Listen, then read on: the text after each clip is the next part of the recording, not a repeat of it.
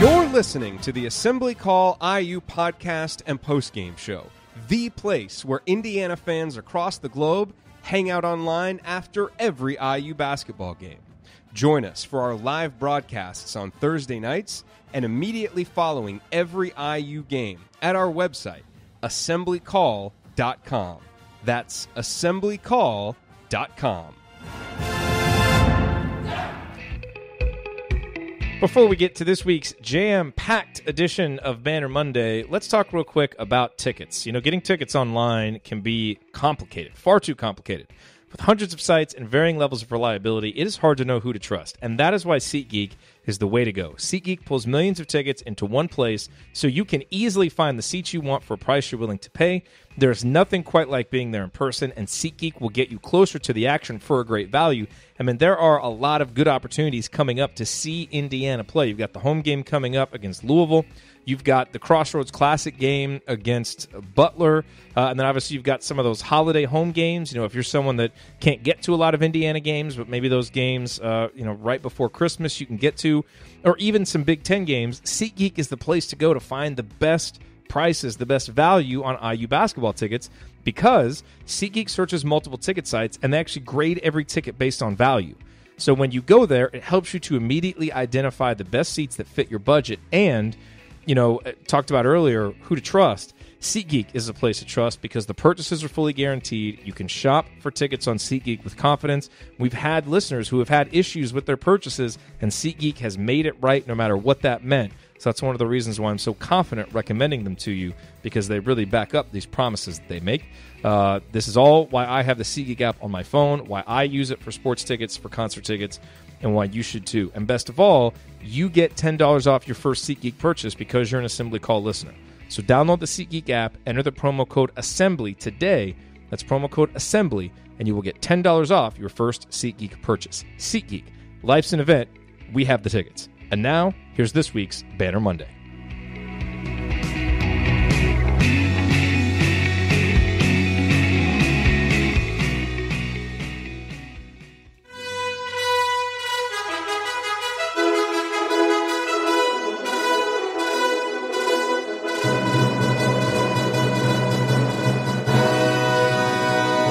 And welcome, Hoosier fans, to this week's edition of Banner Monday, where we kick off each week by doing what IU fans love more than anything else, talking hoops. IU hoops, Big Ten hoops, deep dives into basketball strategy and concepts, plus previews of IU's upcoming opponent. We do it all here every Monday, and we are happy to have you here with us. This is our 7th edition of Banner Monday, and it is our 450th episode overall of the Assembly Call, recorded on the afternoon of Monday, December 3rd, 2018. I'm your host, Jerod Morris, and let's begin this edition of the Assembly Call how we begin every edition of the Assembly Call, and that is with our Hoosier Proud banner moment. And this one's pretty easy. The banner moment is Friday's unexpected tweet by Trace Jackson Davis that he will be attending Indiana. Now, to be clear, the announcement that he would go to Indiana, that wasn't unexpected. People thought for a long time like Indiana, was a big lean, or that Trace was a big lean for Indiana, that Indiana would end up getting his commitment, but no one really expected it to come on Friday. It kind of came out of the blue, and of course, then we later found out that he had also signed as well, which was very exciting. And you don't need me to explain the importance of keeping five-star big men from the state here at home. The last time it happened was Cody Zeller, and he ended up having, I would say, a pretty productive 2-year run at IU. And while no one player is going to be able to replace what Indiana loses with Juwan Morgan gone next year, you can't really do much better than bring in a talented potential Indiana Mr. Basketball / McDonald's All-American to replace him. And Trace's commitment is just the latest example of Archie Miller succeeding with his inside-out recruiting strategy. 4-star guard Armon Franklin is also in the fold. And if fellow in-state 5-star Keon Brooks pops soon for Indiana too, as more and more people now expect that he will, then the class of 2019 will have 3 highly regarded players from the state of Indiana, just like the class of 2018 did. So, while Archie Miller has perhaps struggled more than some expected to get the current Hoosiers playing at a consistently high level on the court, he is certainly off to a great start in laying the recruiting foundation that he'll need to sustain success once he does get things really rolling. All right, and to my right today, It is no one. Ryan is a late scratch from the mailbag. He texted me about a half hour ago, said that he had to pick up his wonderful mother from the airport. Held you in my womb for 9 months. She did, and so when she calls needing a ride from the airport, Ryan has to be there. No issue with that, of course. So no Ryan today, although I do believe he will be here tomorrow night with Andy and with Coach for the postgame show. I won't be on the IU Penn State postgame show. Tomorrow is my wife's birthday, so that takes precedence.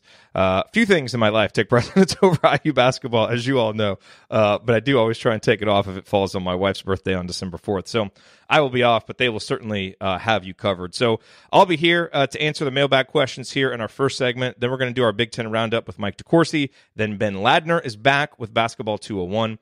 And then I've got a lot of stuff for an IU Penn State preview. This is a really interesting game. I dug into it earlier today, and I'm excited to share some of that with you. All right, now, before we get into this week's mailbag, and there's a lot of good questions to answer, I want to take a quick moment and ask you for a favor. And I think it's a pretty simple one.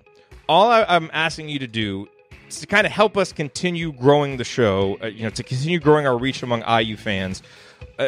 Because, and then the reason we're asking you to do this is because the best audience members, the best future chat mobbers, almost always come from referrals from current listeners. So if you get a chance between now and the Penn State game, please just share our show with a fellow IU friend or family member who you think might not have heard about us. And there are a lot of different ways that you can do this based on the preference for consuming online content of the person that you're sharing it with. You can send them our YouTube link, youtube.com/assemblycall. You can point them toward our website, assemblycall.com. You can suggest that they follow us on Twitter @assemblycall, or suggest that they subscribe to our email list or our podcast by going to assemblycall.com/subscribe. And please, make this a personal, specific recommendation. We love it when people send out tweets, that say, listen to the Assembly Call. Those are great. But the one-on-one, like sending someone an email and being like, hey, I listened to the Assembly Call, I really like it, you should check them out too, that increases the likelihood of it working and bringing in, another person that is going to listen to the show and hopefully be, a member of our chat or a member of our community, which is what we want to continue doing as we kind of build this global community of IU fans. So if you have that extra second or two, do that, and then please just drop me a line somewhere, email, Twitter. Let me know that you recommended us, because I'd love to be able to say thank you to you for doing that. So if you get a chance, we would love to have you do that for us. So I appreciate it. All right, let's hop into the mailbag here. And before I do that, I do want to open up the YouTube page so that I can get some interaction here from the folks that are listening. So we got Aaron here, we got Jamil here, we got Sally here, Jay. Awesome to see you guys. Okay, so we had a really good question about a player comp for Ryan, and we've actually had this before, and I'll save it to get his answer to this question once he's on. But I struggle to think of a better comp for Ryan as a player than Will Sheehy. But I didn't see, that's really more of Ryan's personality. I never saw Ryan as a player, so I'll be interested to get his thoughts on that. We have this question from Robert. Why do you think Clifton Moore and Jake Forrester are not playing? I swear to you, anytime we put out a call for questions, we get this question. It is the same answer every single time. Clifton and Jake simply haven't earned it. They haven't earned Archie's trust.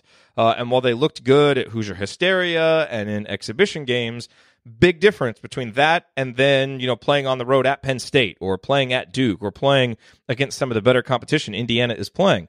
With the injury issues, it has seemed like there have been opportunities there, but they just clearly haven't earned it yet in practice. It doesn't mean that they won't in the future. It doesn't mean that neither guy, has a future in the program or any of those things. But I think we just need to wait and see if those guys end up earning their time, and if they do, they're going to get on the court. But I don't think it has anything more to do with that. Both guys have played, so you're not saving them for a red shirt. They've already played, so they can't red shirt, so it's none of that. So once they earn it in practice, clearly they will start getting on the court. Scott asks, what are people's thoughts on the 30 for 30 last days of Knight show? Such a dichotomy to me of Knight's abilities, many good values, but unable to control himself and the impact to players. So I've talked about this a lot. We did an episode of Podcast on the Brink where we interviewed Robert Abbott, the guy who broke that story and who the documentary was kind of told from his perspective. We talked about it there. I thought Galen and Scott had a really nice conversation about this on Crimson Cast yesterday. And I would really recommend, if you're interested in getting kind of a nuanced view, I would listen to what Galen has to say there, because Galen was around then. He obviously has encyclopedic knowledge in a lot of ways of IU basketball history, certainly over the last 20 to 30 years. And so I thought those perspectives were really good. What I would say personally is, I thought it was a good documentary. I think it's a story that's worth telling.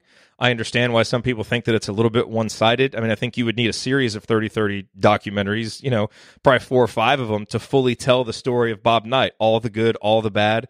This happened to focus on a particular time in the Knight era that wasn't good. The end of it wasn't good, and the reasons why it ended were not good, and a lot of those were on Coach Knight. And obviously, the way that the university handled it, that wasn't good either. But I was really appreciative to get Neil Reed's side of the story. I thought the end of the documentary was, it was pretty emotional to watch. And so, I'm glad that part of the story got told. As long as I've said before, and as Galen said on Crimson Cast, people take it within kind of a broader context of what was going on. And maybe that's the biggest issue with it that people have is, for someone who's not just, living and dying with IU basketball like we are, for the drive-by folks who just, pop in on that documentary or have heard about Bob Knight, and then that confirms every bad thing they've ever heard, especially, given, the further damage he's done to his reputation over the last 4 or 5 years by just being a cantankerous, angry, grudge-holding old man. I can see why you would be a little bit frustrated that it gives a one-sided view, and so I'm sympathetic to that. But, personally, as an IU fan, I got more out of it than I thought I would. So I guess that's what I would say about it, and I think it's worth watching. Okay, so that is from Scott. Thank you for sending those questions in. Next question here from Michael. So Michael says, Archie has not targeted a three-point shooter to my knowledge. Is that by design? And I take issue with this because Archie has targeted three-point shooters, and this question came in our IU basketball community. Jay Horry, who's often in the chat, often there, leaving really smart comments, reminded Michael that even just in this past recruiting class, you brought in Demezy Anderson, you brought in Evan Fitzner, both guys who are kind of known, like that was their main skill, is that they're three-point shooters. Obviously we haven't seen the shooting from Romeo Langford come around yet. Rob Finney was not known as a shooter type. And Jerome Hunter, we did hear that he was shooting very well in practice before he got hurt, but also known as more of a versatile player than just a shooter. Okay, but to the premise of this question, Demezy Anderson and Evan Fitzner, they were both shooters. You look at a guy like Darius Garland that Indiana targeted. He's a very, very good shooter, and Indiana was, pretty much all in on him. So they certainly targeted a three-point shooter there. I think in the class of 2019, it's a little bit odd because Keon Brooks and Trace Jackson Davis, 2 5-star guys, you were going to go all in on those guys no matter what their particular set of skills were. Neither one of those guys is necessarily known as a shooter. They're kind of better all-around players. Trace, an inside guy, Keon, a bouncy, versatile wing. Neither guy really known as a shooter. But Indiana did target Brandon Newman, and it was kind of down between Brandon Newman and Armon Franklin. Franklin, not as good of a shooter as Newman, but maybe a better overall player. Indiana ends up getting Franklin, and we will see then what else happens with the class of 2019. No one thinks that even if Keon Brooks commits soon, and you've got your 3 scholarships, and right now you project to have 3 scholarships for next year because Jawan's gone, Evan Fitzner will be gone, and Romeo's going to be gone. Indiana's not going to stop recruiting. I would imagine they'll continue to look at high school seniors in the class of 29, guys who might be spring commits, certainly the grad transfer market, because you never know when a transfer could happen or something, and that's not to predict that it will happen or speculate on who it might be, but this is college basketball, and that kind of thing can certainly happen. And so I think Indiana will certainly use that extra scholarship to target someone who can shoot the basketball, you would expect. And then in future classes, they're looking at guys who can shoot. Ethan Morton is a guy they've been recruiting for a while, not a knockdown shooter, but a solid shooter. They've been looking at Anthony Leal from Bloomington South, although they haven't offered a scholarship yet. His primary skill is that he's known as a shooter. Some of the other high-level guards they're looking at in the class of 2020 are shooters. So, look, Archie understands the value of shooting. He was a shooter himself. So I think, the class of 2019, there were shooters, or class of 2018, there were shooters. Class of 2019, we maybe haven't gotten that dead-eye shooter yet. There's some, I think, extenuating circumstances to that, but I think Archie has targeted and will continue to target three-point shooters here as we move forward. Question from Steven. Do you think that not having Jerome Hunter available in practices has had an effect on Justin Smith's growth? I don't really have any reason to believe that would be the case. He had, Jerome there to practice for a good while before he went out. And certainly the more talent that you have in practice, the better off that you're going to be. But with Justin, it feels like a confidence thing. And it feels like a, guy not quite comfortable with his role offensively type thing. And we talked about this last week on our Thursday night show. So, certainly if you want more in-depth discussion of this and you missed that show, I would listen to it. But he's known as a cerebral guy. It feels at times like he's overthinking things out there. I'm not sure that, having Jerome Hunter, not having Jerome Hunter would affect those types of things. But I wasn't in practice. I don't know the impact Jerome Hunter was having on Justin while he was in there. So I can't really, state that one way or the other. But it doesn't strike me as something that would be explicative of why Justin is struggling. But we certainly know that we need Justin to get going, and he's going to be a huge factor against Penn State, which I'll talk about here coming up in our IU Penn State preview. A question from the aforementioned Jay Horry. It looks like IU is pretty set at the moment on a 9-man rotation of Finney, Romeo, McBob, Justin Smith, Juwan Morgan, Devontae Green, Al Durham, Deron Davis, and Evan Fitzner, which, yeah, I mean, that makes sense. If and when Race Thompson comes back, does he crack the rotation on a regular basis? If so, whose minutes will he be taking? Yes, I think he will crack the rotation. Certainly in the beginning, I think it'll take him a little while. Coming back from a concussion, don't know what his conditioning will be like, so I think he would be eased into it. But once he's kind of back at full strength, I think he will crack the rotation. We all kind of figured that would be the case. But, in terms of whose minutes he would be taking, I think it could really be dependent on the game. There may be some games where he's a better fit than Deron Davis because there's not a back to the basket big man, and you want a more mobile defender out there than Deron Davis. There may be some games where he needs to take Evan Fitzner because the offense is functioning fine and we're getting points, but we need someone who's maybe a more rugged defender or a more rugged rebounder than Evan Fitzner. And so Race would be the guy to come in there. There may be other games where Juwan Morgan is having some foul trouble, and again, you want a more mobile defender to be in there, and so you have a guy like Race Thompson. So I think it could be dependent on just on some matchups, on kind of the flow of the game, and then obviously on foul trouble, who's in foul trouble, and that kind of thing. And also what he's able to bring to the table offensively. That's kind of what we don't really know right now. We know that he projects as this kind of rugged defender type. That's what Archie has talked about. But he is a guy who's supposed to have a face-up game. We just haven't had a chance to see it yet. So it'll be easier to answer that question once we see him play more. But I do think he'll get in, and then whose minutes he takes are just going to be dependent on the game and the situation. Alex asks, Aaron says, they don't let someone as important as Jerod in practice. No, they certainly do not. He said he was just kidding. That's good. No, I would love to go see a practice. Would absolutely love to go see a practice, but that has not happened. Oh, I forgot. Juwan Morgan update. I don't know anything for sure, and we're going to have to wait, for official word. But from a few different sources, I've heard that he's fine. So we're just going to have to wait and see. There was obviously a kind of a rumor going around the message board. I think I first saw it on the Peegs message board that, someone saw him out at the mall walking around the night after the game. I have no idea if that was true.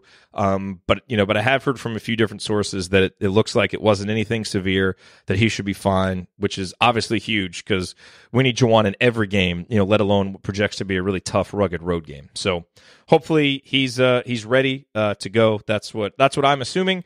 But I'm going to wait until we either hear something on Archie's radio show tonight, which I'm assuming there's going to be a radio show tonight. Joel can confirm for us because he always goes.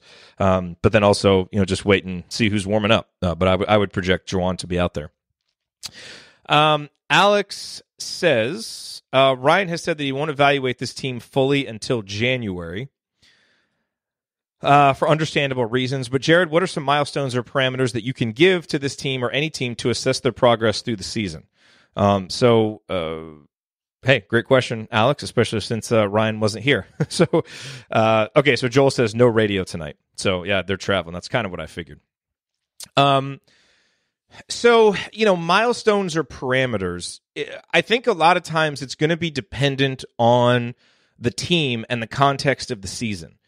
So, like, for example, 2013. Right? You think about that team. You enter the season number 1. You've got a really experienced bunch. You're bringing back almost everybody from the season before when you were really good. You would expect to come out, play really well, and be competing for a number 1 seed all season long. So you're not waiting for that team to gel. You're expecting results right off the bat, and you're looking for incremental growth maybe in a few key areas. This season is obviously a lot different. There's a lot of new pieces from last year. The team last year didn't do as well, and there wasn't there was a lot expected this season, but no one was really quite sure what that would be. And so you have different milestones or parameters. I think, basically through the first 8 games of the season, Indiana has fared okay. They've held serve at home. They lost kind of the 2 questionable road games that you wondered about. You would have liked for them to get the Arkansas game. They weren't able to get it. And so, in terms of milestones, you've now got, you're in the midst of this 5-game stretch with Duke, Northwestern, Penn State, Louisville, and Butler. You needed to go at least 3-2 in that stretch at a minimum. You're sitting at 1-1. You've got a road game, a home game, and a neutral court game coming back. So I think so far you're in an okay spot. So I think that's kind of the next milestone for me is where do we finish after the Butler game, right? And, in terms of parameters, I think those have kind of been set a little bit by this team. The injuries have mucked things up a little bit, but we've seen some really glaring issues like the turnovers, like the free throw shooting that are absolutely going to have to improve. And so I think now as you project over these next 3 games, and then especially the beginning of January, you really look, number one, can Indiana continue to maintain some of the improvements they've made, like the 3-point shooting is better. They've really been able to force turnovers. Some of those things that have really improved from last year. Can you improve those, or can you maintain those improvements while also improving some of your big glaring issues so far this year? And with time to gel and to get more chemistry and to practice more with guys back from injuries, are you able to fix some of those issues? And do we then look back and say, okay, clearly that little stretch of bad play was just because, we barely had a full team to practice. So it's really dependent on the context of how the season goes, I think. But, so that would be the first milestone, or the next milestone anyway, is going to be after the Butler game. Then I think you've got to look after the really tough stretch in January, and you just got to kind of see where you are, because there's probably going to be some carnage there. You're probably going to lose some games there. Can you keep your head at or above water so that then you can take advantage of the schedule opening up a little bit after the fact, simply because you have more home games and not as many teams projected to be top half of the Big Ten types, although, every, game in the Big Ten seems like it's going to be tough. So that's what I would kind of say. I think you do want to hold off on your judgments and kind of saying, okay, this is the team that we have this season until January. But we've seen enough now through 8 games to understand what some of the improvements are, what some of the major weaknesses are, and we know a couple of really important stretches in the schedule, so you got to kind of take those in chunks and see how the team does, see what the record is, see where you're at, and hopefully you've made some of those improvements along the way as well. Without overreacting, because you never want to overreact still, this early in the season. And then the final question here, this is from Tony. Is IU still actively recruiting Trendon Watford, or has Coach Archie Miller given up on that possibility? Maybe nominally, but I think most people expect Trendon's going to be going to Memphis or staying in the South. Not to mention, it was probably unlikely that Trendon and Keon were going to go to the same school, and certainly it looks like like the Keon Brooks recruitment is going very well for Indiana.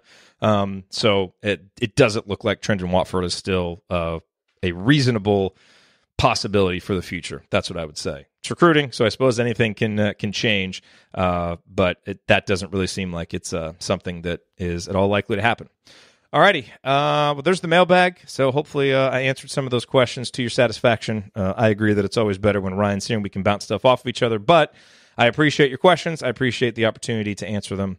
It is always enjoyable. And speaking of enjoyable, we are going to have our segment with Mike DeCourcy here coming up. So coming up next on the Assembly Call, time for our Big Ten Roundup with Mike DeCourcy from BTN and the Sporting News. He was at IU Northwestern, so we'll get his thoughts on the Hoosiers, plus take a look around the conference. Stick with us here on the Assembly Call.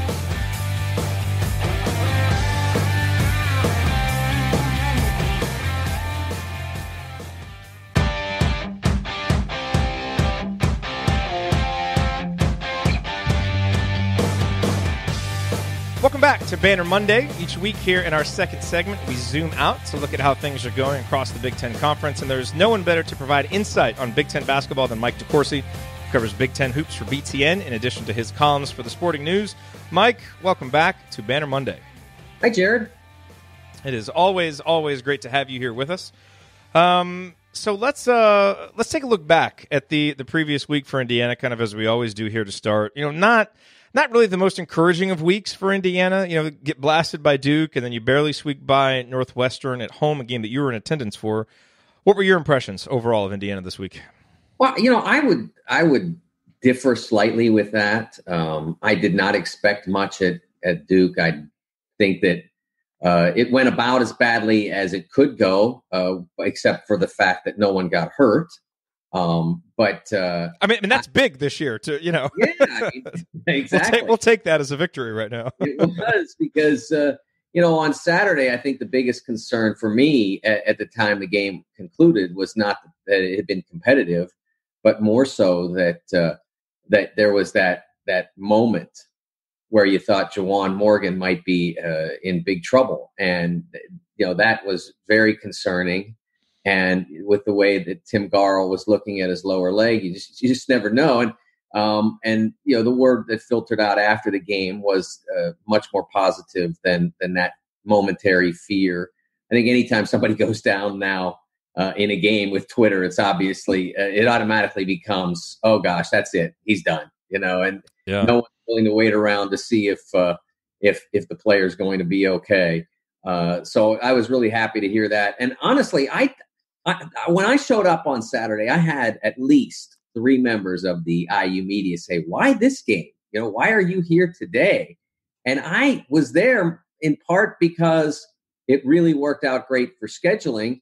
And I like the idea of being at an early Big Ten game, one of the games in this early series, especially because I'm going to be on Big Ten Network the next 2 nights doing halftimes in the Big Show.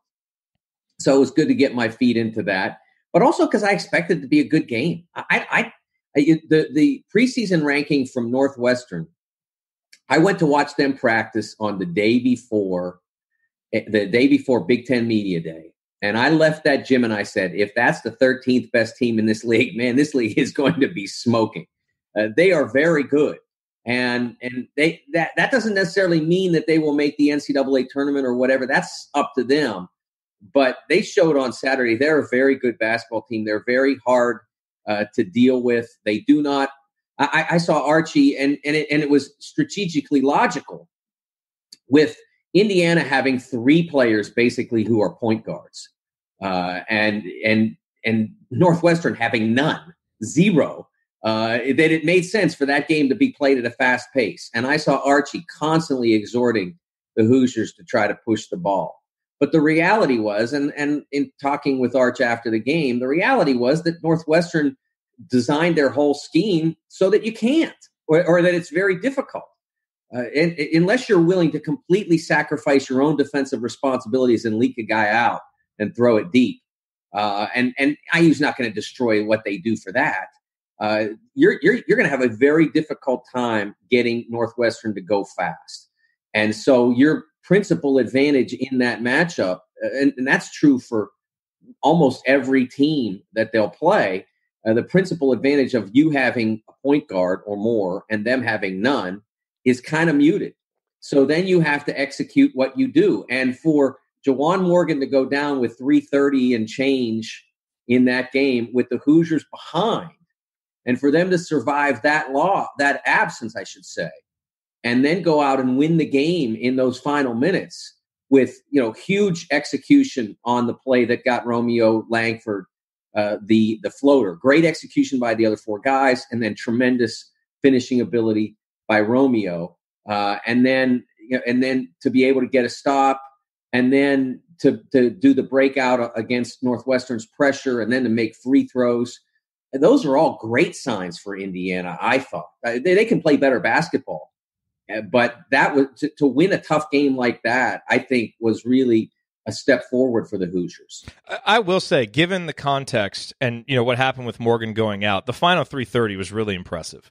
And that was absolutely a game they would have lost last year, and that without Romeo Langford they lose this year. Because with Juwan out, it's like, okay, where's the offense going to come from? And I thought Romeo really showed, a lot of kind of leadership by example, getting that bucket, playing really good defense. He, had the play where he, knocked the ball out. I mean, he really showed, how important he was. So I think you make a good point there. I think, some people, when you look at how difficult the Big Ten season is going to be, I suppose, and you look at, where are the home games that maybe won't just be knockdown, drag out, just crazy fights to the finish, you maybe hope that you can squeak by Northwestern, by 8, 9, 10 points, and it's not such a nail biter, but that just wasn't meant to be, and probably isn't going to be very many times in the Big Ten this season.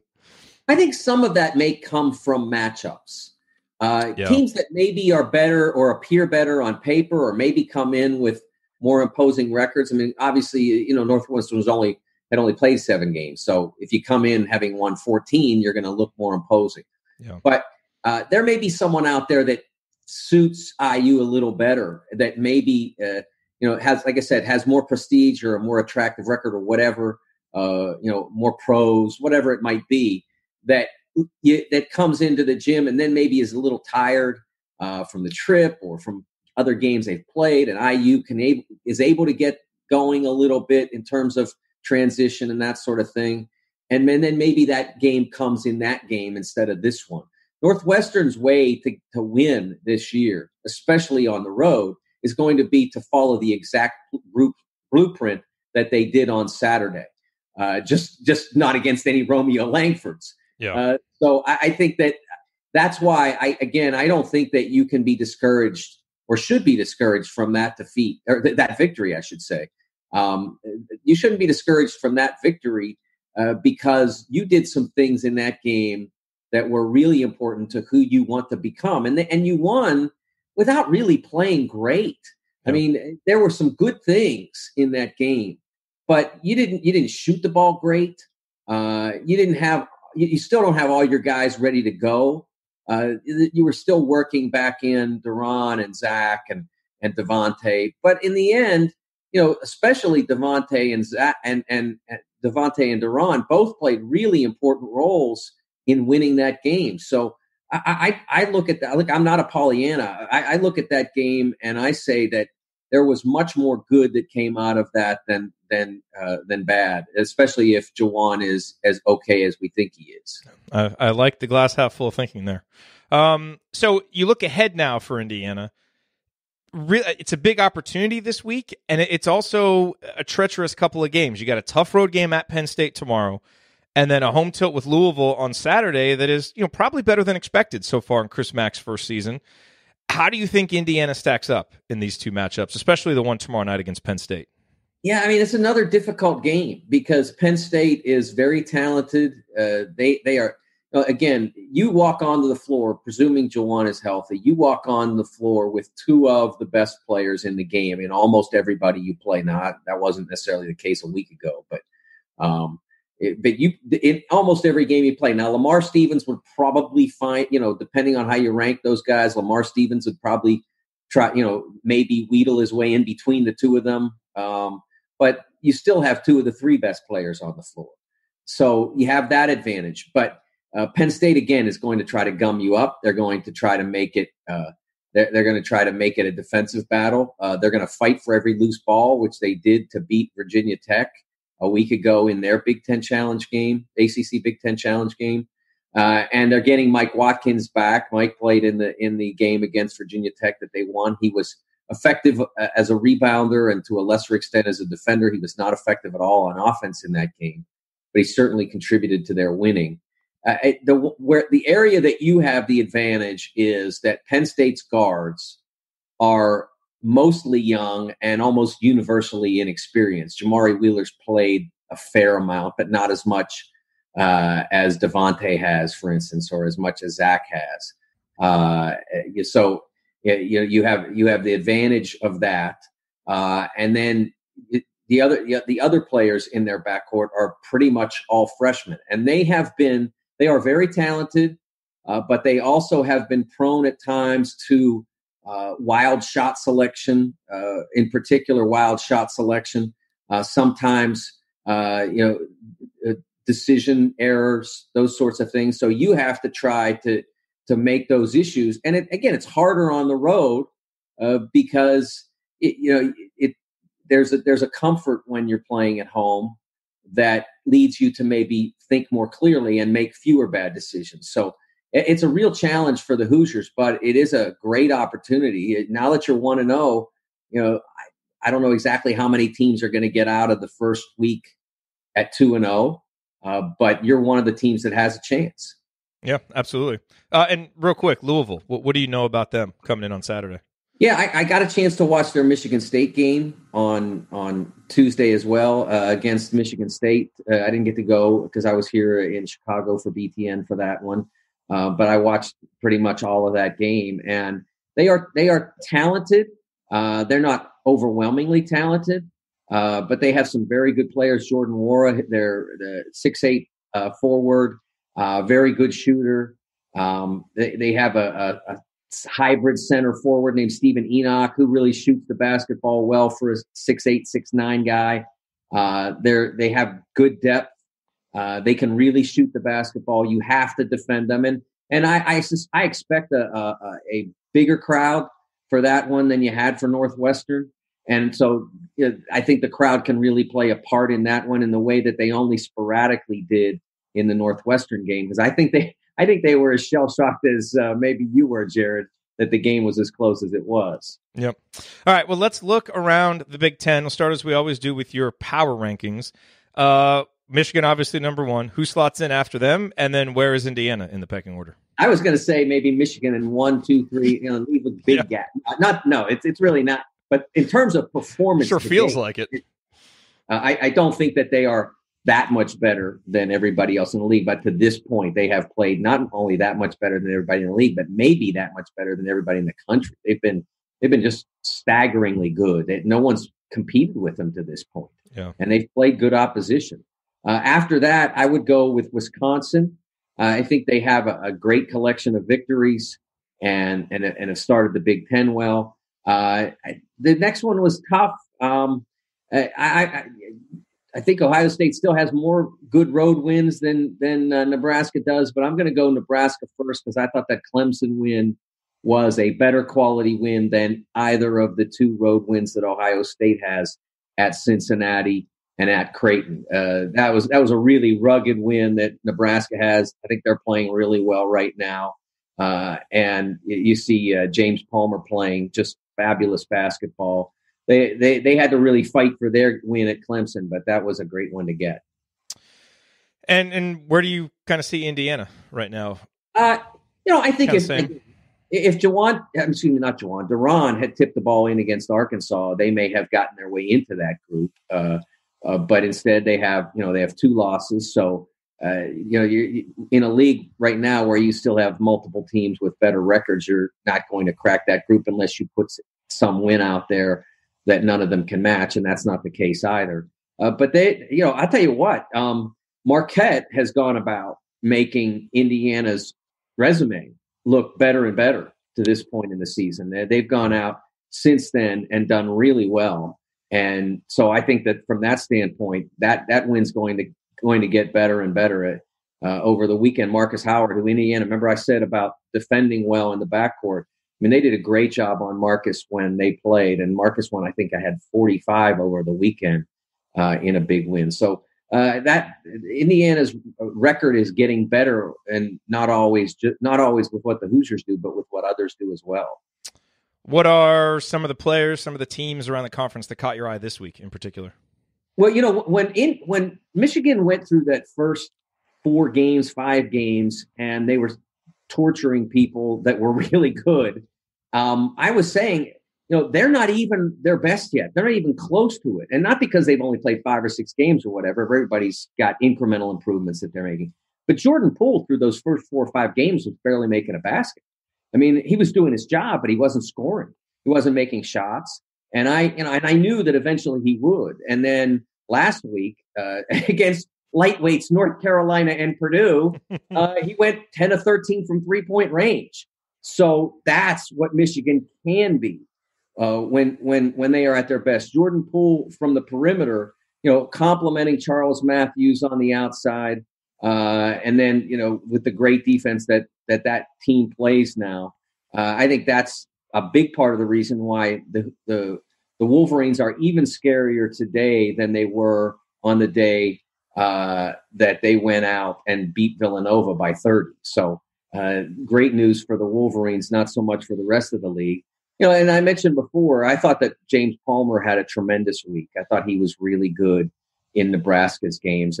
A guy who I'll admit, I thought he had a great year last year, but I wondered, was that, because he hadn't done it before maybe, and because his game is so quiet and subtle, I wondered if he could put 2 years together back to back like that. Was he that player, or was he hot and had a great year? And he's showing he is that player. He looks more athletic and more aggressive. And sometimes it's not a question of a guy went to the gym and got more athletic or more dynamic or whatever. It's just now what you're doing and what you want to do. And so all the things you can do come to the fore. And I think that's what we're seeing from James. So obviously Indiana playing Penn State in each team's second Big Ten game. What are the other ones that you're really going to be keeping your eye? I mean, obviously you'll pay attention to all of them, but yes. What are the highlights from the rest of these final Big Ten games before we turn it back to non-conference? Well, one of the things that I was curious about was you saw Northwestern. They're one of the teams that got a really kind of. Everybody's going to play a lot of. Pretty much everybody, not exactly everybody in the league. You'd have to play, I think, 26 games to do that, but pretty close to everybody's going to play everybody. But some of the teams got a tougher deal in scheduling than the others, and those were the ones that were sent on the road to play a high-level team, a top half of the league team, the ones that had to go to Wisconsin or Indiana or Michigan or whatever. And then there are the ones that also at home have to play the very top of those teams, and that's Northwestern. So as well as Northwestern played on the weekend, they could go 0-2 in the league pretty quick because they've got Michigan coming in. I believe it's tomorrow night, and that's a tough one to deal with. I think from that standpoint, they've got a real tough deal. Iowa is another team that started great, had that great tournament in New York, got themselves into the rankings, maybe a little high for what they're capable of, but still they earned it with their resume. And now they've got to go to Michigan State. They had a really tough, and that one's tonight. I believe that's on FS1. They had a really tough opener to their league, and now they've got to go to Michigan State. That's going to be a really tough one. And I'm a little curious tonight on BTN, our game. Rutgers with that big win at Miami last week kind of saved the league's bacon a little bit in terms of. Being able to fight it to a draw, because I don't think there was anybody that I knew that thought that Rutgers. I don't think that anyone thought that Rutgers could win a road game in that challenge. A home game, yeah, maybe, but a road game that was really something. But then again, they got stuck with having to open with the Spartans and played well for 30 minutes and then kind of died out at the end. And now they've got to go to Wisconsin. So it's really a tough deal, but that's part of being in this league this year. It's really deep. I like I said, when I saw Northwestern practice, I knew the league was going to be really deep. And then they went out and performed in non-conference. And so now we know the league's not only deep, it's also good. Rutgers still has the most ridiculous statistical profile of any team in the country. 19th on defense, 251st on offense. And they're actually top 100 in the country in three-point shooting, and they're still 251st on offense. It is, and they're actually shooting free throws worse than Indiana. So Hoosier fans, there's someone worse than us at free throw shooting. So at least we have that going for us. Final question for you, Mike. Do you like these kind of two Big Ten games right smack in the middle of non-conference season? Well, it's tough on the teams, I realize. But as part of the operation to have a 20-game season, I really like the 20-game season in a expanded league like this. Yeah. And, of course, they're almost all expanded now, of course. But I really like that from a standpoint of it gives season ticket holders. One of the most forgotten people in college basketball are your season ticket holders. Yep. Students, regular adults. I get really frustrated by the number of games we see in November and December on neutral floors.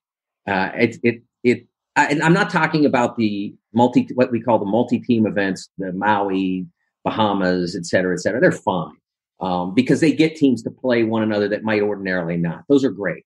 But the ones that bother me are the one-offs, play at the Garden or in Brooklyn or wherever else. And I, again, the Crossroads is different because it's such a unique event. But for the most part, these games that are played in Vegas or wherever, just so you don't have to go play a road game, really don't like that. So by playing 20 conference games, you get fans who buy tickets get an extra home game against a quality opponent that they wouldn't see. So I'm all for that. And in order to accommodate that, this is the design they came up with. And I don't think there's any better way to do it. Because it comes on the heels of the challenge, it really makes it kind of tough for the teams. And so it would be nice if that were mitigated in some way, but I don't think that the schedule permits it. But given that this is the way it has to be, I think it works out really well for people who love the sport, people who play the sport, people who coach it. And so I'm all in favor of it. I think that the Big Ten has really been wise in creating it this way. I agree. It seems kind of crazy because you just kind of throw them in the middle of non-conference play. But, if the Big Ten had a 20-game schedule 50 years ago, they would have put all 20 games together. But it's kind of hard with how the schedules are already set. But give me more conference games. I would take a true round robin if we could get it. It mitigates you mentioned earlier about, certain schedules being, more difficult for teams. I mean, that's an issue every year. 2 more games helps to mitigate that. It makes the regular season title more important. And I think that's, winning the conference is still really, really important, and it makes that better. So it's imperfect the way that it's all set up, but I'm in favor of them. I think it's better. All righty. Any final thoughts, Mike? Always great to have you here with us. Yeah, I'm like I said, going to be at BTN the next 2 nights. We've got great games and lots to talk about. And then, I'm looking forward to the Crossroads. I think it's next weekend. Yeah. A chance to see all 4 of those teams, and they've all performed really well to date. Not perfectly, but well enough that we go in with 2 great matchups and 2 opportunities for teams to get great wins, and then a chance for fans of the state of Indiana to celebrate one of the great basketball events of the year. So really excited about that as well. Absolutely. All right. Well, thank you, Mike, for being here as always. We appreciate you joining us on Banner Monday, and that means it is now time to turn our attention to Basketball 201. I just saw Ben Ladner is here. I think we're going to talk about Romeo Langford's play against Northwestern this week on Basketball 201. So stick with us here on the Assembly Call.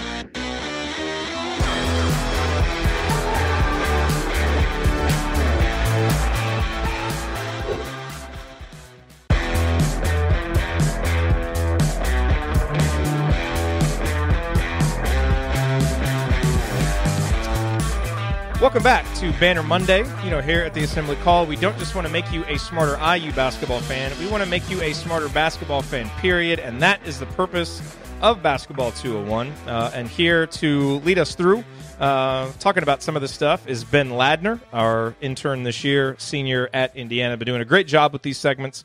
And as he and I were just talking about here in the break, we kind of started out doing more big picture conceptual stuff in the last couple of weeks. We've been kind of looking more at just like straight film of Indiana possessions. And we'll kind of balance those 2 things moving forward. So if you have specific things that you would like to see us talk about or hear us talk about here in this segment, shoot us a tweet, post a note in the IU community if you're a member, or send me an email. We'll make sure to kind of put that down, mark it moving forward. But Ben, welcome back to Banner Monday, man. We missed you last week. It's always great to have you here. Yeah, it's been a little while. I was traveling last Monday, making the trip from Atlanta back to Bloomington, about 8 hours. So I was pretty much off the grid that entire day. So we are going to talk about Romeo today, right?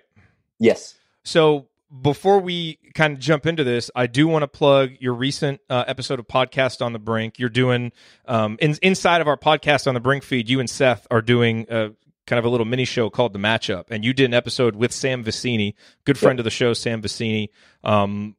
As you said, he writes for The Athletic, one of the best guys at kind of evaluating, college players as they project to the NBA. And you guys went through pretty much every player on the roster. I was really surprised at some of the names that came up. I was too, actually. I didn't know that. Sam has thoughts on Al Durham, and I was like, wow. The one that surprised me was he said, he was like, Demezy. And I was like, whoa. I'm happy to talk about, anyone on the team. And I could talk about Johnny Jager's NBA prospects. They're not great. But yeah, I was kind of surprised to hear, Demezy and Clifton Moore was another one. Yeah. No, it was like he had been really like pondering Demezy's NBA potential for like 30 minutes and he had some real thoughts there. Yeah, I think he brought up Clifton as well. And I don't think he was necessarily saying that Clifton's a future NBA player, but he was kind of saying, I've heard from other people that he's interesting. And I was like, Entering last season, Clifton was on NBA mock drafts as a first rounder for like 2019 or 2020 because he had that one really strong performance, I think, at the Jordan Brand game. Yeah. Yeah. So that's ambitious. We've seen how that's worked out, but that is the kind of potential that he has if he can kind of put it all together. So I guess at least it's the potential that one person saw in him. So, sure. He's still a young guy, but that is not our topic of conversation for today. I just wanted to mention that because I highly recommend that folks go listen to that in the Podcast on the Brink feed. And some of the stuff that we're going to talk about today, I think, is going to illustrate some of what you and Sam talked about with Romeo, because you spent the majority of the time talking about Romeo. Sam has really done some extensive writing and analyzing of Romeo and kind of how his game projects to the next level. So let's look at that, look at some of these clips against Northwestern and kind of see how he's doing now at this level. But folks should listen to that podcast to kind of get the bigger context for how he projects forward as well. So with that said, I will turn it over to you. And remember, if you're listening on the podcast, go to the YouTube channel. You can watch the video of this segment, and we're going to start posting the individual videos on their own. Right now, go to episode 450, the Banner Monday for December 3rd, but we will have all of these segments posted on their own, so you can just find the playlist and get those segments so you can get the video to go along with Ben's explanations. Yeah, and I'll also say that, Sam and I talked about Romeo's offense and defense, and this is going to focus mostly on his defense, if not entirely on his defense in that Northwestern game. So if you want to get kind of more fleshed out thoughts on his offense and how that might translate to the NBA level, that podcast is the place to find it, I think. So, I think, to me, that Northwestern game was the best all-around defensive game of Romeo Langford's IU career so far. He was dialed in, I thought, for most of the game. There were a couple kind of slippages, and we'll talk about those. And I've got a couple videos of those. But for the most part, he looked really impressive, and he spent a lot of the game guarding Vic Law, Northwestern's primary scoring option. And in fact, in the second half, even when Zach McRoberts came back into the game, it was still Romeo who got that primary assignment. And so clearly Archie Miller liked the work he was doing on Vic Law, and hopefully these clips will kind of help illustrate why. So this is Northwestern's first or second possession of the game, comes with about 19 minutes to play in the first half. You can see them kind of bringing it across half court. We've got Rob Finnessy on the ball. And basically Northwest, they ran a lot of sets. They're not really an ISO pick and roll and spread everyone out kind of team. They want to run through their sets. And given the talent that they have, that's probably the best way to attack for them, because they don't really have that many individual creators. But Vic Law is probably the closest thing that they do have.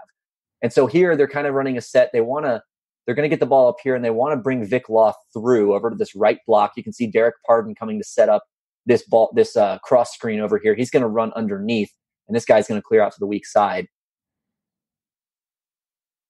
So they bring him through. Actually, I guess the play will wait. Now they swing it over, and then you've got the cross screen. So Vic Law swung it around. That wasn't a look designed to get him a shot on that left wing. So he swings to the top and then back over to the right wing. And then here comes Law along the baseline off that cross screen. And this is a really subtle play by Romeo. It's not really, he doesn't get a steal. He doesn't get a block. It's not really something that jumps out, but it's a really important play as far as just kind of gumming up what Northwestern wanted to do. So you can see him come across. He goes over the screen, but that's fine because he's got Jawan Morgan helping him. So he's not in danger of getting back cut or anything like that. And then as Vic Law comes over the block, you can see Romeo just kind of bump him off his spot. Right. And that derails the play. They've got another second option coming here, but Al Durham does a nice job getting over that pick. Justin Smith with some nice help there, and they force a contested long two. And that's what IU wants. I mean, any defense is going to live with that. And so you just kind of look at the work Romeo does here. You can tell that they want Law here, and it's really subtly just kind of right there, just takes that pass away. They're not able to go in there. And he beat him to the spot too. What's that? He beat him to the spot too. He did, yeah. And that's good recognition by Langford as well, because that's, I think, been one of his issues defensively, is just recognizing and diagnosing plays as they happen, kind of understanding where opponents want to go. He doesn't anticipate so much as he reacts at this point in his career. And this was a really nice play. And IU probably knew Northwestern wanted to do this out of the gate. That was probably in the scouting report, in the film that they watched. This is something that they do quite a bit to try to get Law posted up. But still, good anticipation, good recognition by Langford. And then, obviously good fight, good tenacity on the defensive end to kind of take that play away. Yeah, and you contrast that with some of what we saw in, say, the Arkansas game, when he really on that end and granted, he was carrying a very heavy load offensively, especially in the first half when Juwan was out, but he really just kind of looked disengaged at times defensively in that game, and you would see his man just kind of move with impunity, and Romeo would be late getting there. Here, you can see him kind of diagnosing it, as you said, you see him recognizing what's happening.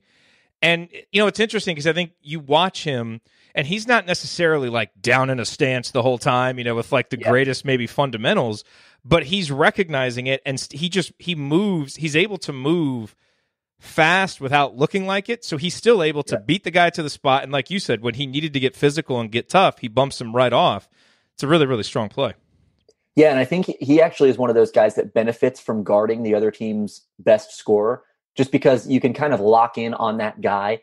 And if the guy's going to have the ball in his hands a lot of the time, it kind of forces you to pay attention. Yeah. Whereas for some people, guarding off the ball can be a real struggle. Like I think you see this a lot with guys like, Zach LaVine, Jabari Parker in the NBA, where like they just space out off the ball. They just don't pay attention. And Romeo's not nearly that bad.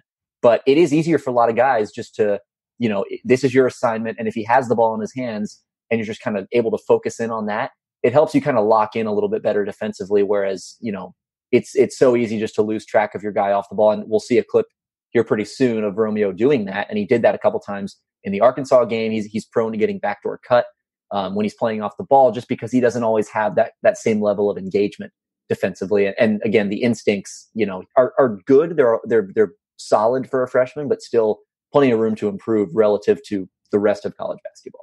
I continue to love your insistence on making every player comp an NBA player comp. It's the quickest thing that my brain reverts to. I would have to spend, there'd be 5 seconds of silence if I had to think of it. Hey, it works. Okay, let's move on to the next one. So the second one here, another play from the first half, about 16 minutes to play.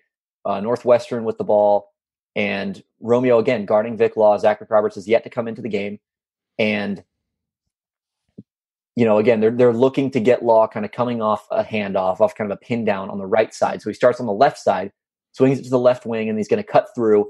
And there's going to be a double screen here for number 10. I think that's Miller Kopp coming off this screen, looking for a three if he's got it. And then there's kind of some confusion on Indiana's part, but Justin Smith is able to get kind of through that screen, gives a good closeout, and Kopp, doesn't really want to shoot. He's more looking to drive. So then Vic Law is going to come out here to the right wing and look to get the dribble handoff. And Romeo, this is where you kind of see his natural talent and just his physical gifts come into play, because he denies Law the ball, but not only does he do that, he uses his length to poke in there and get a steal and then dunk on the other travel and then dunk on the other end. So right here, you can kind of see him. You can see him recognize he wants to do the dribble. You can see right there when he puts two hands on the ball, he's going dribble handoff, and Romeo's right arm starts to move and just come through that passing lane and knock the ball away. And if you're not strong with the ball against a long guy like Romeo Langford, it's going to get picked and it's going to be going the other way. His recognition is really good. Like you said, his instincts. And it's interesting to me on defense, like his ability to make little quick, short bursts, either with his hands or with his feet, is really impressive. It's like I don't know if he does this on purpose, but it's like he conserves energy until the moment when he's got to make the play. We saw it in the last clip where it's like, okay, he's doing just enough to stay in front of Vic Law. Now, boom, he beats him to the block and knocks him off. Same thing here. He's moving with him. He's denying the pass. Now, boom, he sees the opening with the ball. He's taking it and going the other way, and it's like a blur. It's like a quick blur. So that's why you can't necessarily just look at how he's moving when he's guarding off the ball all the time and say, okay, well, wait a minute. He's, again, like I said before, he's not in a stance. He's not moving as quick as you want. When the opportunity is there to make the play, more often than not, he's able to do it. Yeah, he almost like lulls you into getting comfortable and then kind of turns it on. And when he sees you kind of relax, that's when he applies the pressure. Yeah. And so, if you don't fight to get to your spot, if you don't really deliver the pass with force, he's the kind of guy that can just kind of spring awake and then, dart through a passing lane or, like you said, bump the guy off his spot, something like that, and really make a defensive play. So the next clip, and it's fun watching him because you can, he has those instincts, and you can see, where he's able to maybe see the game a step or two ahead of people. And that, one of the reasons why I'm glad that we're doing this is it's easy to appreciate his offense, but like I hope Indiana fans are spending time appreciating when he's really locked in defensively, how good he is, how good he can be. Because and in the Northwestern game especially, I mean, it was clear how well he was playing. Yeah, and I think there is a flip side of that as well, which is the next clip kind of illustrates that, and it's what Sam and I talked about on that podcast, where he in high school he was never really held accountable on defense just because he was the best guy, he was often the biggest guy, and he wasn't really asked to get into a stance and really get into a guy's shorts defensively. So he was he has a tendency to kind of mosey around, and you mentioned he can that can be an advantage for him because he's able to kind of change speeds and change intensity levels on a dime. But also, there are times when he just kind of, jogs with his man or doesn't, doesn't stay attached and then gets back cut or just kind of loses concentration for 1 second and then loses his man. So that's actually a good segue into this next clip, because this is actually him guarding off the ball, which kind of goes back to what I was saying about how for some guys, it's just easier to guard on ball and just have that, primary assignment. You don't have to worry about anything else. It's a little bit like switching, where instead of worrying about what's the coverage, where do I need to be, how do I need to, guard this guy away from the ball? It's just, okay, this is my man. He's in front of me and I have to guard him. So here he's guarding Ryan Taylor. Zach McRoberts has come into the game guarding Vic Law, which I think is, going into the game, I thought that would probably be the matchup that you'd want, the kind of, more dogged, kind of defensive minded wing McRoberts on Vic Law, because Law is a really special offensive talent.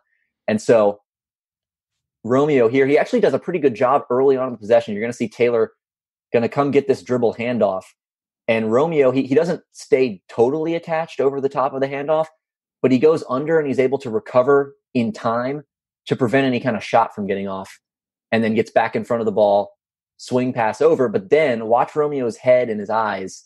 He kind of just loses focus, turns his head, and Taylor just completely beats him. Yep. Wide open 3 catch and shoot. And, that was the play that really stuck out to me in the first half defensively, because as well as Romeo played on defense in that first half, and really in the second half was fantastic. That play, just the momentary lapse against a really good shooter, that creates a lot of space. You saw how open Ryan Taylor was. If you give someone that much space, they're probably going to knock down that shot, and that stems from just losing concentration and not really staying focused on the defensive end. Can you run that one back to the start again? Yeah. So, like when you look at where Romeo is at the start of the possession, should he, because we talk about the pack line and some of the principles of the pack line, when the ball reverses over to the left side, should he have gone over and closer to the lane, or because it's Taylor, a known shooter, was the assignment probably stick closer to him rather than pack it in as much? Yeah, I think it's partly because he's a shooter, and I think it's partly because it seems clear that Northwestern wants to get Taylor involved in some sort of action here, and so you can kind of anticipate that dribble handoff coming. I think they were probably looking for it right here, and you can see Taylor pointing the other way, saying, "No, go the other direction." But I think Romeo kind of saw that they wanted to get a DHO going with Taylor, and so as soon as that handoff is made, you kind of see him coming around, and you can tell that this is going to, end up going here. Okay. And they want to get that handoff going that way. So I think normally if the ball were just staying over here on the left wing, you'd probably sag off into the paint, maybe to the block, since Taylor can shoot it. But because the play is clearly going to him, he stays attached, and you're kind of able to get ahead of it. Makes sense. Okay. So a couple good ones. That one obviously not so good, and like you said, that illustrates the issues with Romeo's defense right now. And a lot of freshmen are going to get caught a lot of freshmen, especially freshmen playing that many minutes, are going to get caught with that happening, even really good defensive players as freshmen. So he certainly needs to clean that stuff up because, we've seen that hurt Indiana in some games. It didn't in this one, but, that needs to not become a habit, obviously. Yeah, so this next play that I'll show is more or less the opposite of that last play. He's back on Vic Law, which, again, I think, kind of helps him lock in there. So Law's going to start the possession. He was actually acting as their primary ball handler for a lot of possessions because Northwestern doesn't really play a point guard. So they're just using Law, who's a wing, to bring the ball up and kind of get them into sets, which is not ideal, but I think Vic Law is good enough to do that. And then, for his individual purposes, I think that's good for his development and things like that. But so that meant that Romeo was guarding on the ball and kind of having to move his feet quite a bit in this game. And so you can see start of the possession immediately. He's in a stance. He's ready to go. He's locked in. And so Vic Law is going to try to, create a little bit of separation, get the ball into the post. And then watch Romeo. He stays attached to Law the entire time. He knows that Vic Law wants to come back to the ball. He knows that that's probably where the possession is going to end up going. And he just maintains contact basically the entire time. Wow. Law tries to juke him out. And then he kind of gives up on the play. Pardon ends up dribbling to the left, trying to get a backdoor play going here. Devontae Green with the quick hands able to knock it away. So one thing I actually noticed with Vic Law, you can kind of tell on this play, once he gives the ball up, if he doesn't really get it back immediately, he wasn't great at going back to the ball and kind of, getting it again and forcing that issue like a lot of stars do.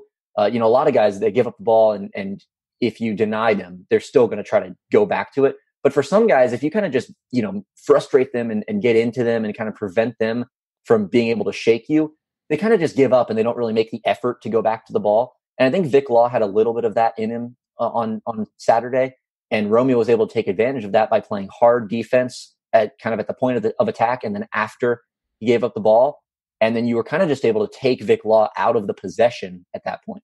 And that was an example of great fundamental defense. He was low, moved his feet well. I mean, almost every single movement he made with his feet, everything he did with his arms to deny the ball, and how he switched his arms when it went from one angle to the next. That was physical and fundamental defense from Romeo there. Yeah. And I think, this next play is a similar one. It's kind of just straight up, old school man-to-man defense. So we don't have to spend too much time on it, but I think we love straight up old school man-to-man defense on this show. Yeah. But there's not a whole lot to analyze here. It's kind of just, Romeo showcasing what kind of defender he can be when he's locked in, just as far as moving his feet and contesting shots. Kind of middle of the shot clock here, but, Northwestern kind of just clears out and lets Vic Law go to work. And again, same as the last possession, basically at half court, in a stance, locked in, keep really keying in on Vic Law with arms aren't completely extended, but he's got his knees bent, he's sitting, he's got his hands ready to go to deflect a pass if he needs to. So Law just wants to drive left, and Romeo, it looks like he gets beat here, right? It looks like Law's kind of got that step, and Romeo turns kind of parallel to the sideline, but because he's so long and so athletic, he crosses his feet once and is able to slide back in front. And then a good help from Rob Finnessy here, it's called a stunt and recover, where basically you dig down, shut off that lane, and then get right back out to the shooter there. And Romeo just contests the shot and forces a really, really tough look. The help there from Rob is really important because you're right. It did look like Romeo got beaten. It would have been interesting to see what Vic Law would have done if the help didn't come so quickly, because he might have been able to get all the way to the basket. But it's almost like the threat, Rob stepping out there slowed his momentum just enough to help Romeo recover, and then it forced that really tough shot. Yeah, and that's one of the challenges of defending so far out on the court.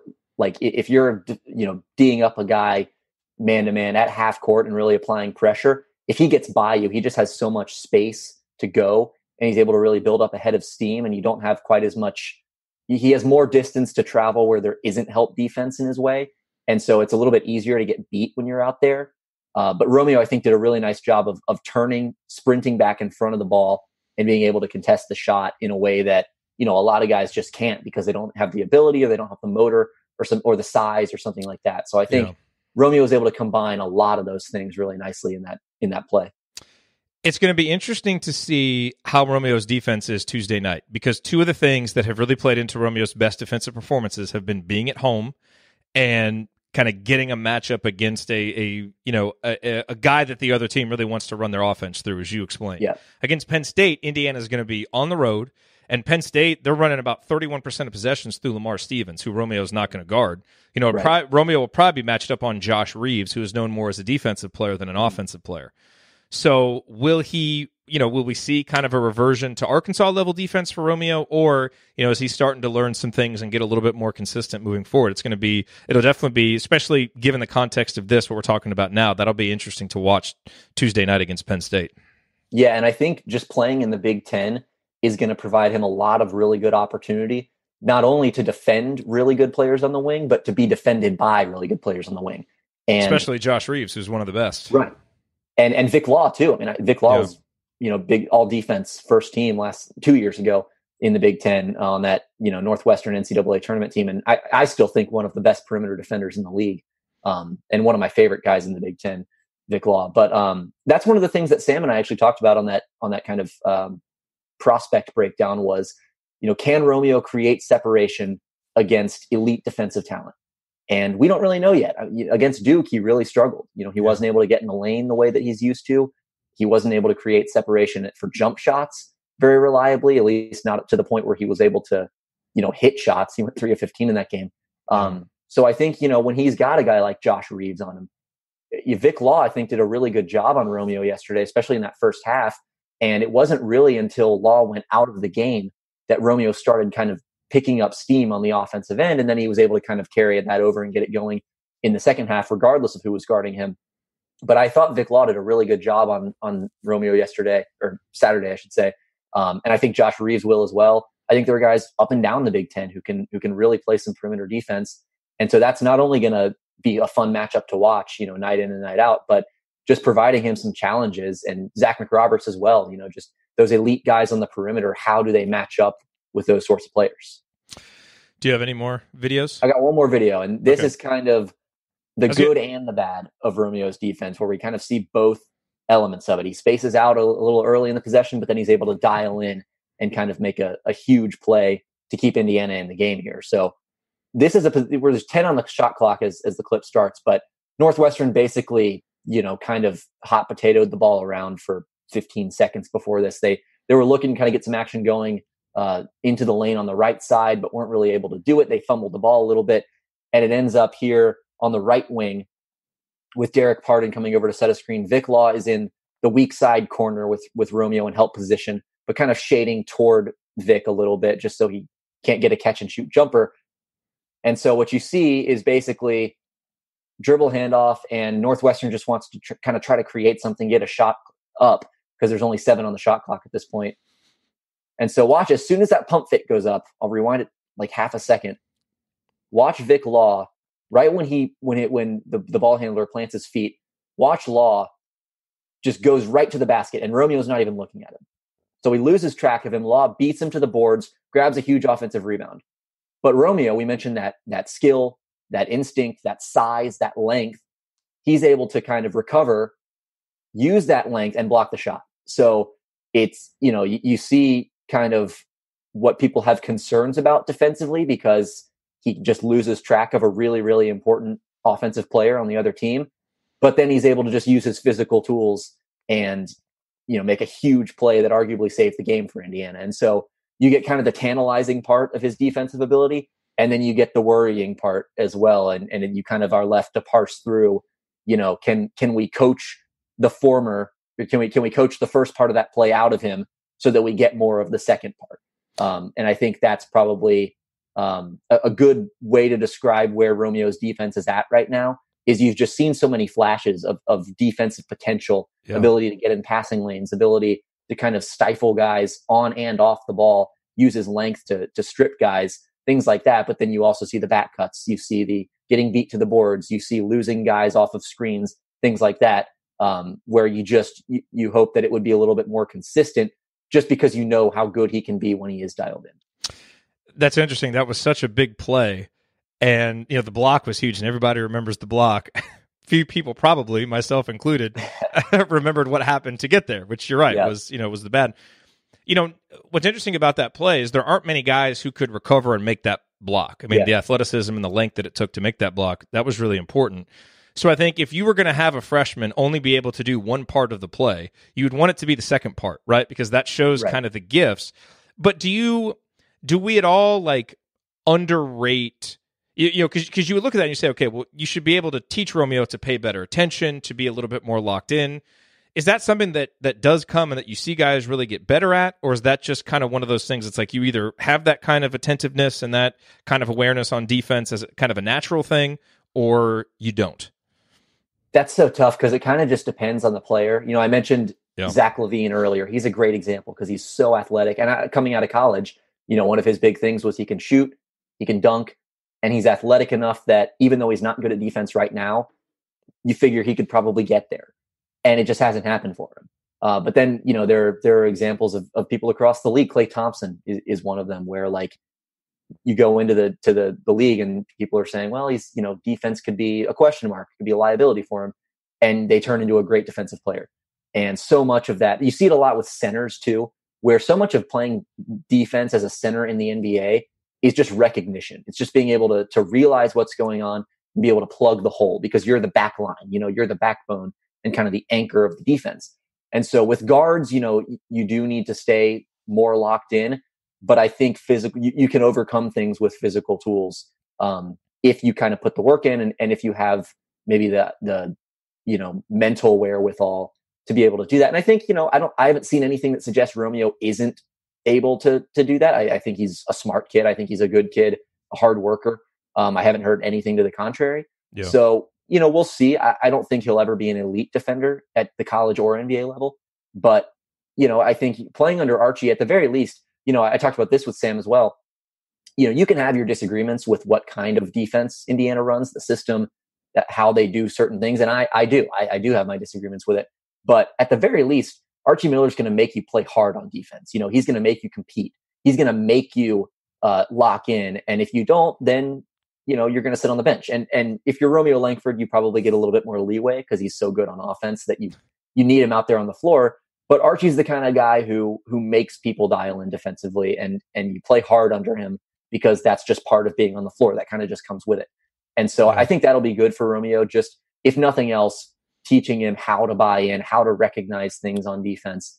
And, ultimately we'll see where he is at the end of the year. I think people are a little concerned with his defense right now from an NBA prospect perspective, but I don't think there's any evidence that he won't get there, if he's able to kind of just be more consistent.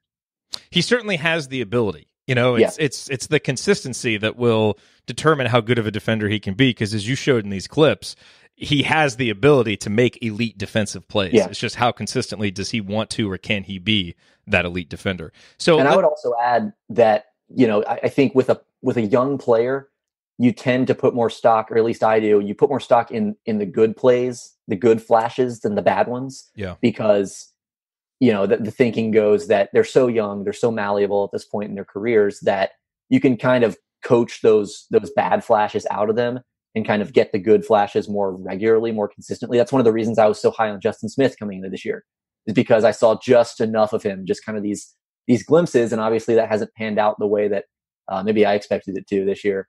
But you see these glimpses, you see kind of just these little bits and pieces where you're like, okay, if he can put that together on a consistent basis going forward, he'll be a year older, he'll be a year more experienced, that sort of thing. He could be a really, really special player. And so I think you see that with Romeo, where you see enough good flashes on the defensive end that leads me to believe that, he could probably put this together and become pretty good. So let's do this for next week, because Indiana, between now and the next time we get together for Banner Monday, we're going to face Penn State, who's top 10 defensively right now, and Louisville, who not as good defensively, now as they've been in the past, but Chris Mack has always been known as a pretty good defensive coach. Mm-hmm. So we got a lot of comments from the chat mobbers, when I said, talking about what kind of sets does Indiana run, that kind of thing. Let's focus on the offense.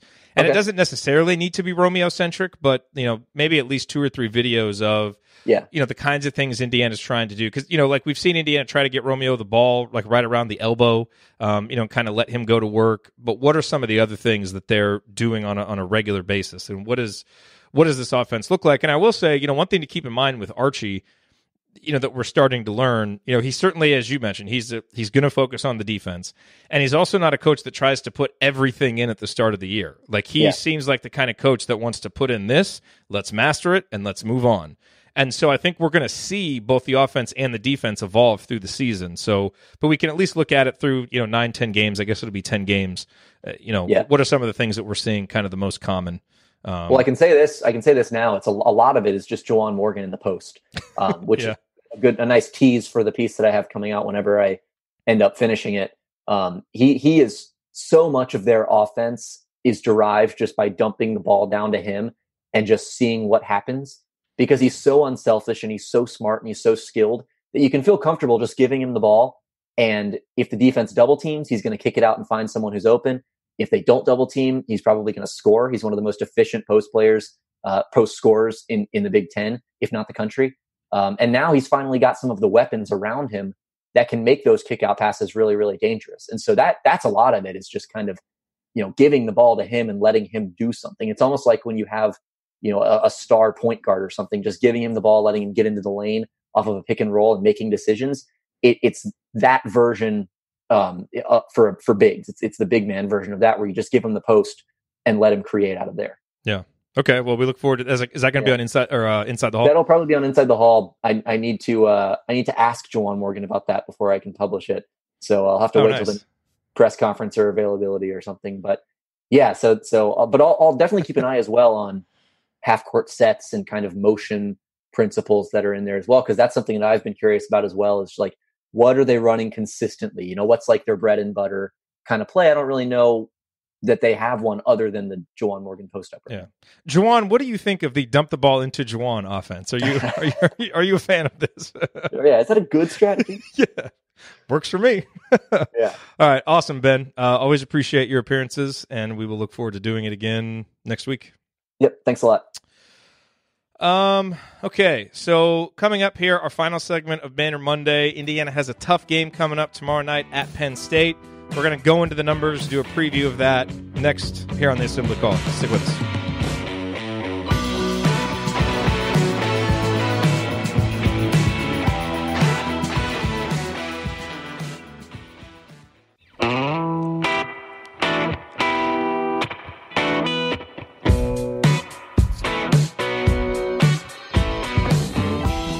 Welcome back to Banner Monday. Each week here in our final segment, we look ahead to Indiana's upcoming opponent for that week. This week, that is a Tuesday night tilt in Happy Valley against Penn State, the second of Indiana's 2 December Big Ten games. I saw Chronic Hoosier tweet out right before we went live that Indiana opens as a 2-point dog at Penn State, over-under of 136. Pomeroy gives Indiana a 44% chance of victory, prediction of 69-67. I got to say, ever since Penn State has joined the Big Ten, it's kind of been one of those that, you look at it either at Penn State or at home, and it feels like a game that you should automatically feel really good about that you're going to win, because Indiana is typically, better than Penn State and just the reputations. Certainly playing at Penn State recently has not been a walk in the park. It feels like some of Indiana's worst performances have come at Penn State, and, shoot, we all remember a few recent home games that didn't go too well against Penn State as well. Here's what I would say about this game. And that is that, I'm a little nervous about this game. I'm a little worried about this game. Not that I think Penn State is great, although I do think Penn State is good. I mean, they're 39th in KenPom.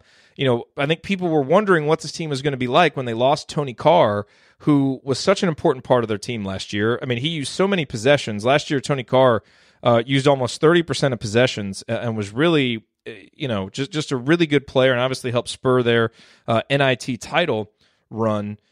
But they've been better than I expected them to be this year, and it's really driven by defense. Lamar Stevens, who came in with Tony Carr, that big recruiting class that they had, one-time IU target Lamar Stevens, has really kind of taken on that role as being the high-usage offensive player. He's actually using more possessions this year than Tony Carr did last year, and is even ranked 10th in KenPom's Player of the Year statistics, which kind of seems crazy. But here's the reason that I'm nervous about this. The reason I'm nervous about this game and why I think this is a dangerous matchup for IU, there's really 3 main reasons. And they all kind of go back to where we've seen Indiana struggle so far this year. All right, because Indiana has really struggled in its 2 road games against Arkansas and Duke, both pretty solid defensive teams. Indiana scored 0.95 points per possession against Arkansas. The Hoosiers scored 0.87 points per possession against Duke. I don't think Penn State is in any way is comparable to playing at Cameron Indoor. Not the talent level, not the atmosphere, any of that. And the atmosphere isn't even going to be close to what was there against Arkansas. But Penn State is, as I said, 8th in the country in defensive efficiency. So they are a good defensive team. This will be the 3rd good defensive team Indiana has played on the road. And so far, we haven't seen Indiana perform well in that situation. And, Virginia Tech, currently ranked 6th in adjusted offensive efficiency. They went into Penn State last week, and they scored 0.98 points per possession. So it's not like Penn State has just been dominating low-rated competition. They have played good defense against pretty much everybody. They held a really good team in Virginia Tech. And Virginia Tech, has 2 offensive players who are high-usage, high-efficiency guys. They both really struggled in that game. And you look at what Indiana likes to do offensively where, so much runs through Juwan Morgan and pretty much everything else runs through Romeo Langford. And so the template is there, at least what Penn State has shown to be able to kind of control that. Now, the second reason I think this is a dangerous matchup for Indiana is, again, what has given Indiana trouble in its past road games? Early foul trouble for Juwan Morgan. It happened against Arkansas. It happened against Duke. Lamar Stevens, again, he's using 31% of possessions. He draws 6.5 fouls per 40 minutes, which is a lot. That's 102nd in the country. I mean, it's one of the best in the country. And so, who's going to guard Lamar Stevens? I don't think Juwan Morgan should guard Lamar Stevens. This obviously assumes that Juwan Morgan is healthy and playing, simply because you cannot afford for Juwan Morgan to pick up fouls. But it's really hard to guard Lamar Stevens without fouling him, because 40% of his possessions are spot-up or isolation situations. So, a lot of the isolations are drives. Obviously, it can be tough to defend a good driver without fouling him. And 25% of his possessions have been, post-ups or transition. What's interesting is that he's been lethally efficient in the post-up and the transition possessions. He's just been okay in the spot-up isolation possessions, even though they make up about double the possessions that he's using. So, you kind of want him to be a driver. You want him to be a spot-up shooter. When he's getting the ball down on the block, he's really being effective. So, to me, given how much he's handling the ball, how good he is at drawing fouls, how foul-prone Juwan is, I don't think you can put Juwan on Lamar Stevens, even though that seems like the obvious matchup. I think you've got to put Justin Smith on him. When Lamar Stevens is playing the 4, which he does about 60% of the time, because they have a couple of centers in Josh Harrar and now Mike Watkins coming back. And then I think, when Lamar Stevens is in there playing center, which is when he's going to be more likely probably to be in the post, get Duran on him, who is a pretty good post defender. And look, I think if Lamar is going to become a shooter, you want to let him shoot. If he's making his jump shots, you probably tip your cap and you're going to lose the game. But I think, you're going to be less likely to foul him, especially if Juwan's on him, and he just hasn't been as efficient at that. So, but Juwan can't get into early foul trouble. So I hope Archie resists the urge to put Juwan on Lamar Stevens. I can't imagine that he will. And the third thing that Indiana has struggled with that Penn State is going to give him some problems with is turnovers. Penn State is 49th in the country in forcing turnovers. They force turnovers on 22% of opponents' possessions. Their guards are excellent at generating steals, none more so than Josh Reeves, who was one of the best in the Big Ten at generating steals last year. He's right there again. I would be shocked if Josh Reeves doesn't draw the matchup on Romeo, which is going to be an excellent test for Romeo because Josh Reeves is a really good defender.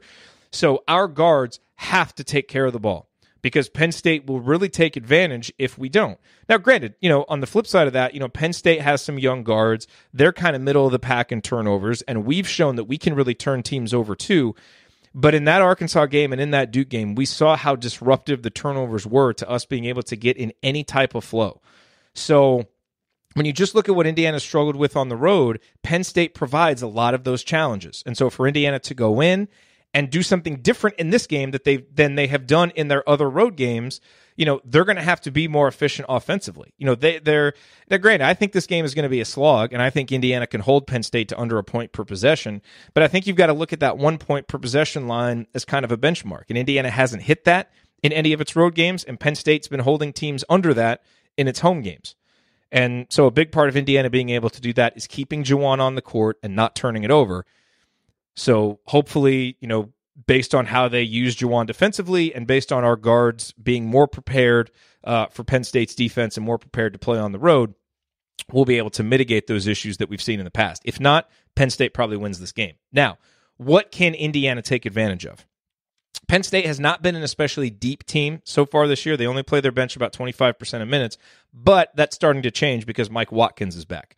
And he's one of the best rebounders, one of the best shot blockers in the country, so that's changing up their rotations a little bit. So you can't really take what you've seen from them so far this year in terms of their rotation, in terms of their bench depth, because it's obviously stronger with him. Where you take advantage of Penn State is that they are not that good offensively. They are currently 100th in the country in offensive efficiency.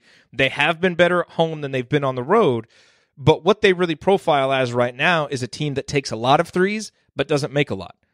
Almost 43% of their field goal attempts are three-pointers. That's almost half. But they're only making 31% of their threes. That's 248th in the country. All right. Now, again, they've shot it better at home, but it's still not great. It's been like 31%, 32%, that kind of thing. They're not a team that generates a lot of assists. They're only 278th in assists. So they don't get great ball movement. They don't have one guy who's really going to create. It's a lot of isolation. It's a lot of one-on-one stuff. So Indiana's going to have to pressure the ball, be ready to help. It would seem like the pack line defense is really well suited to defend a perimeter like Penn State's. Okay, but what Indiana's going to have to do is rebound, because Penn State is good at generating offense from offensive rebounds. They're in the top 100 in the country in offensive rebounds. We have been a good defensive rebounding team all season, so that's kind of strength against strength. We need to hold our own there, because if you can limit Penn State to one shot on the offensive end, they're not shooting a very good percentage. Their effective field goal percentage is 48.7%. You're really going to hurt their offense. And then it's really, really important to get back in transition. Penn State has feasted this year in transition. They're scoring 1.27 points per possession. That's in the 96th percentile in the country. When you make them play in the half court, they're scoring 0.82 points per possession. That's 22. That's in the 22nd percentile. So you got to get back. You've got to make them a half court team, because that is one of the most drastic splits in the country. And if you can do that and play solid half court defense, you're going to be able to limit their offensive opportunities. But, Indiana on the road is going to have to be a little more attentive, a little bit more energetic on the defensive end to make sure that they're getting back and limiting those opportunities. And then, as good as Penn State's defense is, they're not a juggernaut. They have their issues. They're not great at defending 2-point field goals. They're 224th in the country. That's good for Indiana, because Indiana is one of the best 2-point field goal shooting teams in the country at 60%, in large part because Juwan Morgan is so good down low and because Romeo Langford is so good at finding space. So there should be opportunities there for Indiana to get the kind of shots that they want. A few play types Indiana may want to consider. Number one, ball screens. And I think, to me, this, and we'll talk about with this to Ben about this as we move forward, but I think Indiana needs to use the ball screen more. Indiana has been pretty good so far this year in ball screens, but we're only running them on about 10% of possessions. Romeo Langford has excellent numbers when he is, the man with the ball in pick and roll situations, and Juwan has been excellent as the screener. So it really seems like it would make sense to put the two of them in more ball screen actions. And Penn State, while they've been above average or good or even excellent in defending a lot of offensive actions, they're below average so far this year in their ball screen defense.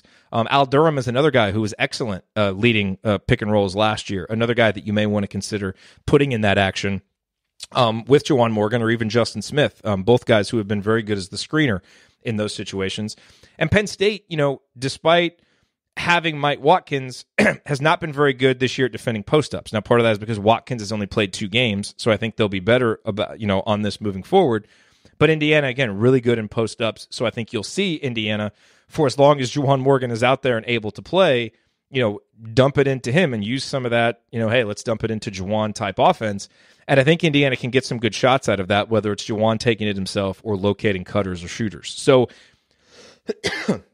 excuse me, there are some things that Indiana is going to be able to take advantage of, but they've got to get past the big stuff first. They've got to keep Juwan Morgan on the court. They've got to limit the turnovers. They've got to get back in transition. Some of these things that Archie has harped on game after game after game, they're going to be especially important in this matchup because of the opponent Indiana is playing.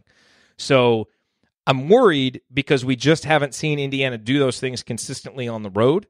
So expecting them to do it in this game is expecting to see something we haven't seen. Indiana's capable of it. Indiana has more talent. Indiana is certainly better offensively, and I'll stack Indiana's defense right up there with Penn State's. So I think Indiana, on a neutral court at home would win this game, but I'm worried about it on the road until we see this team play with a little bit more poise and a little bit more maturity on the road. So that's what I would say. I think it's going to be a knockdown, drag-out fight. I don't think it's going to be a real pretty game. We'll see. The last time, it came down to James Blackman Jr. having to hit a three there right at the end of the game. It may come down to that again. So we will see. But, here's what I think. I think if Indiana goes up there and they do some of these things, like they limit turnovers and Juwan stays out there and they're, able to take advantage of some of the opportunities Penn State will give them, and they get back in transition and they win this game, no matter what the score is, I think it's one to really feel good about, because we will probably have seen some things that we haven't seen yet this season that are going to be so important moving forward, especially when we hit that road gauntlet in the Big Ten in January. So I'm really hoping that's what we're able to talk about on the postgame show. If not, we're going to kind of be left with this, kind of empty, incomplete feeling, which is what we've had so far because we just haven't seen any of this stuff on the road. So it's a really big game for Indiana, a really big opportunity to right some of the wrongs of the last couple of road games. If Indiana does, I think they'll win. If they don't, they won't. So I guess the prediction really just hinges on if you think Indiana can do what they haven't done so far this year. I'm, as you know, I'm an optimist, so I will talk myself into them doing it by the time the game tips.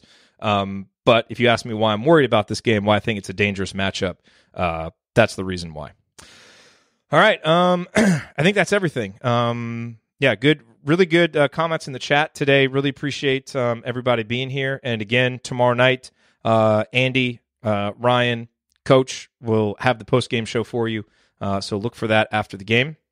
But with that said, that will do it for us on this week's episode of Banner Monday. If you want to see us do the show live and be part of the live chat, join us at assemblycall.com on Monday afternoons for the live broadcast of our Banner Monday recording.